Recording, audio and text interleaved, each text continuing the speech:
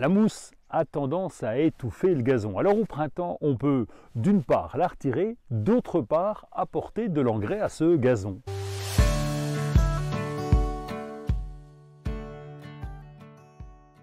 Il y a plusieurs raisons pour avoir de la mousse dans son gazon.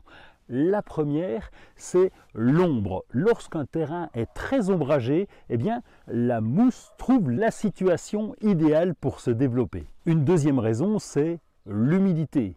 Plus il y a d'humidité et plus on a des chances d'avoir de la mousse. Et la troisième raison, c'est le manque d'entretien du gazon. Un gazon, une pelouse bien scarifiée et bien nourrie sera beaucoup plus dense et là, la mousse aura moins de chances de se développer. Avec l'engrais anti-mousse du gazon de Fertiligène, vous pourrez l'étendre sur 800 m², ainsi pour limiter la mousse et pour engraisser le gazon. Commencez par tondre le gazon bien ras pour que le produit soit en contact avec la terre. L'engrais anti-mousse s'applique sur les gazons de plus d'1 an et il est utilisable en agriculture biologique. Vous pouvez l'étendre à la main, en utilisant des gants bien sûr. Dans ce cas-là, il faudra environ 2 poignées au mètre carré. Sinon, si vous avez un épandeur, c'est encore mieux. L'épandeur va distribuer le produit de façon très régulière. Dans tous les cas, passez une fois dans un sens et une autre fois dans l'autre sens. On l'applique une première fois au printemps et une seconde fois à l'automne. Alors inutile de répandre le produit sur un sol gelé